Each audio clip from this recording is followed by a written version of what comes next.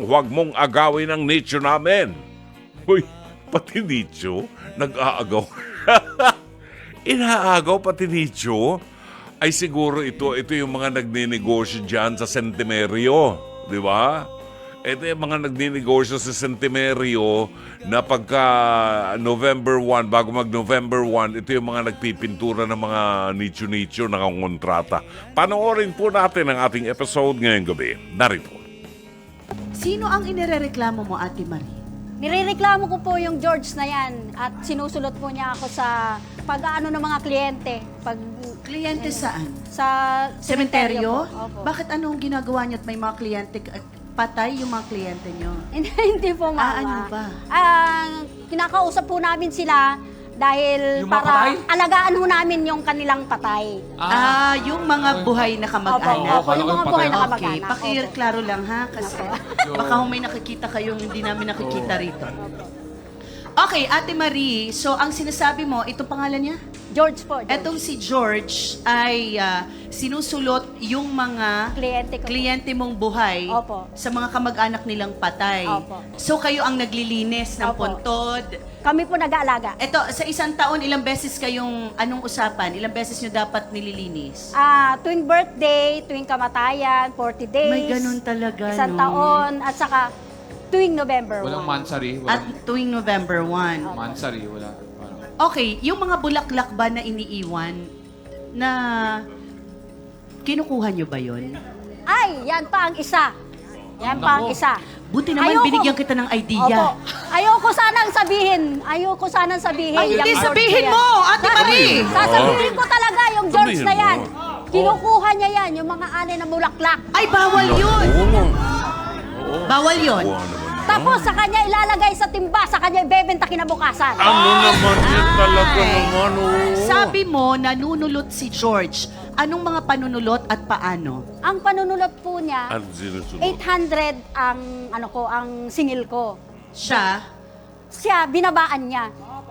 Ginawa niyang 500 Ay, naku. para makuha niya. para makuha niya. Ay, babang bagsak press. Kayo ba ay oo, medyo ano yun. Siyempre, kung ako, di... 500 Pero ako. depende sa trabaho. Ano sa tingin mo, Ate Marie, mahusay ba yung paglilinis niya, pag-aalaga niya sa puntod? Kung tutuusin po, hindi naman siya talaga trabahador dun sa sementeryo eh. Kami talaga ang totoong nag-aalaga ng mga puntod na mga patay ng mga pamilya So, nila. sinasabi mo, bago lang itong si George dyan. Opo. Bata pa po kasi yan, may nagtitinda ako, sanay, sumusunod dalaw lang siya. Sunod dalaw. Ano yung sunod dalaw? Yung, kunwari, pagka pupuntahan niyo po yung patay ninyo, sinusundan po niya, ako na po magbabantay ng kandila. Ewan ko po kung babantayan niyo yung kandila na hindi makuha ng iba o siya rin ang kumukuha. Naku naman. Wala. Pero kayo ba ay nag-usap na ni George tungkol dito? Nagkasigawan ho kami. Kasi sinusulot niya ako eh. Walang Sa walang dami ba respeto. ng patay, hindi nyo na pwedeng paghatian na lang yung... Oo. Di sana sumama na lang siya, di ba? So yung hanap buhay, so Mama Carla, yung hanap buhay nila, hanap patay. Hanap patay. Hanap Talaga. patay. Siya ang sinasabing katrabahong solotero. Totoo ba ito? George, pasok! Libing na kita, gusto mo? Kung gusto mo, isama pa kita eh.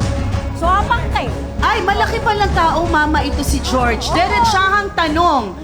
Nanunulot ka raw ng customer, George. Totoo bang nanunulot ka ng kliyenteng buhay sa mga kanilang kapamilyang patay? Ma'am, hindi po totoo yan. Kasi nagawa ko lang naman po yan. Kasi swapang po yung babae na yan eh. Paano mo nasabing swapang, George? Alam nyo po, lahat ng may libing, kasi naka-schedule po yan, ma'am. Naka-schedule. Dapat, pagtapos na sila, dapat po hindi na sila makikialam po doon eh. Kasi kanya-kanya pong supulturero ang nag-aano po doon, na naka-schedule. So, ginagawa po niya na swapang na yan. Gusto niya kasi siya lang po yung makakain, pamilya niya. May pamilya rin po ako, ma'am. Ma'am, marami pong Sinunga- libing, maraming patay. Marami pong swapang patay. kasi yan, ma'am eh. Yung nakausap ko, kakausapin niya, marami namang lilibing, ilang Ano yan? Gusto mo, ano yan? Gusto mo ikaw? Sumama ka na. Pero, teka lang, mamaya na kayo magsama-sama, ha? Nakakatakot po yung sinasabi ninyo. Ang gusto kong malaman, ang supultorero ba ang taga-appointment sa inyo or yun ang contact nyo? No, ma'am. Yung po yung mismong, sila po talaga yung ano po dun sa sementeryo sa amin. Halimbawa po yung alaga po namin na sa pamilya po, gagawin niya po, yung kakausapin niya rin po kahit na alaga na po namin yung ano na yun. Tapos, kakayan-kayanan niya po kami porkit maliit lang po kami. Sasabihin niya na, ano daw sa pamilya, paano yung ano namin, 800, 600, yung mga sinisingil namin. Pero po kasi, depende po kasi yun eh. Halimbawa po, kung nasa taas po yung nicho, Puntod, nicho. kung malaglag po kami, kaya po ganun yung sinisingil namin. Depende sa hirap. Opo. Depende sa hirap. Opo. May ganun pa pala. Kasi kung pipinturahan po namin yun, madelikado po sa amin yun. At saka may karagdagang pangangailangan katulad Opo. ng hagdan. Opo. Yung hagdan, sarili nyo. Opo. May sarili kayong mga Sarili hagdanan. pong pintura namin, Okay. lahat po yun. Ma'am, sa sementeryo po kasi, may kanya-kanyang alaga. Opo. Yung nicho na yan, may nakalagay na pangalan na, kunwari ako, Marie. May nakalagay ng Marie. Binubura nila yon. Halos lahat, ma'am, kalahati kanya kasi swapang eh. Ay, hindi kami kasopangan. Eh, hindi Ayan, kasopangan. nasa Lahat usapan ng yun. nicho dun, ma'am, nakalagay Kinausap Marie. namin yung may patay. Solotero Pumayag ka lang sila. talaga, Solotero solotero ka ka lang talaga. Masyado kang Kaantan- Okay. Teka, I think kailangan dito ay parang dapat dito merong organization. Oo, para may sistema. Opo, meron po Okay. talaga. Oo, para may sistema. Yan din pala nalaman yan. Kasi kung merong organisasyon, Ate Marie, Opo. pero hindi maganda ang sistema. Kasi kung maganda ang sistema, wala tayo ngayong pinag-uusapan. Walang gulong nangyayari, 'di ba? Sige, George, ano yung sinasabi mo? Ma'am, ayun nga eh. Kasi gusto niya mangyari kasi, ma'am, sila lang yung mayroong karapatan na magkaroon ng alaga. Paano naman po kami? Marami Ilan rin ba po kayo kami. lahat dyan? Marami po kami dun, ma'am. Marami kayo. Sinong pinakamatagal na nandiyan dyan? Sila po. Oo. Kaya meron Sila kayong po talaga. ganyan. Oo. Ma'am, Sino kayo? Marami po kami doon. Sino kayo?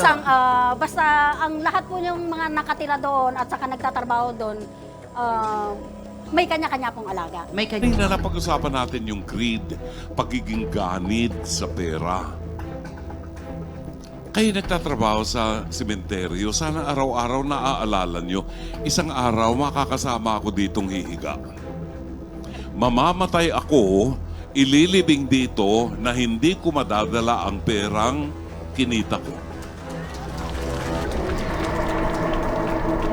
Pero yung legacy ng kabutihang loob mo na ipinakikita mo sa iba, maiiwan. Si George, kung mag-offer siya ng serbisyong katulad ng serbisyo ni Aling Marie at ibinaba niya ang presyo, karapatan na yun. Kung lilipat sa'yo at magtitiwala yung mga kakontrata niya, problema nila yun. Basta ikaw nag-o-offer ka ng mas mura. And that's what you call marketing strategy. Di ba? Wala siyang pakialam doon. Gusto niya mag-isip siya ng promo. Pag nagpalinis ka sa akin ng nicho, riregaluhan kita ng isang supot na suman. You know? May libreng kalendaryo. Kanya-kanyang trick. Kasi malaya tayo. Pero ang katahimikan dyan, ang pag-share, pagbabahagi. Hindi mo pwedeng angkinin ang buong sementeryo. Kasi hindi sa yan. Hindi nga kayo nagbabayad ng buwis eh. Diba? Aling Olympia. Kung may kausap ka, di pag-usapan nyo ilang porsyento ang para sa akin. Kasi naghahanap buhay ka rin eh. Ikaw ang kinuha ko dahil gusto kitang bigyan ng hanap buhay, di ba? Magkano bayad? 200 pesos? O magkano? 15%, halimbawa, 25% bigyan mo sa akin. May porsyento, malinaw ang usapan ninyo. Di ba? So, sabi nga ni attorney, dapat sa kontrata malinaw ang mga detalye. So, ang sa akin sa inyo, maghatian na lang kayo. Huwag niyong suluhin ng isang sementeryo. At hindi mo madadalay sa hukay ang sementeryo. Diyan ka ililibing sa sementeryong yan. Napakasarap ng feeling ng isang Kristiyano na marunong magbahagi. May competition kayo. Gumawa kayo ng sarili niyong marketing strategy. Gusto mo, pag may bago, sabi mo, ma'am, ako na lang po, etong presyo ko, 800 pesos. Ipipinta ko dyan sa inyong nicho kulay pula. Ah, bago yun, ma'am. O, ikaw na magbenta. Pag naloko mo siya, kikita ka. Yun ang marketing strategy. So, magkasundo na kayo, pera lang yan. Hindi nyo madadala sa hukay yan. Thank you, Dr. Love!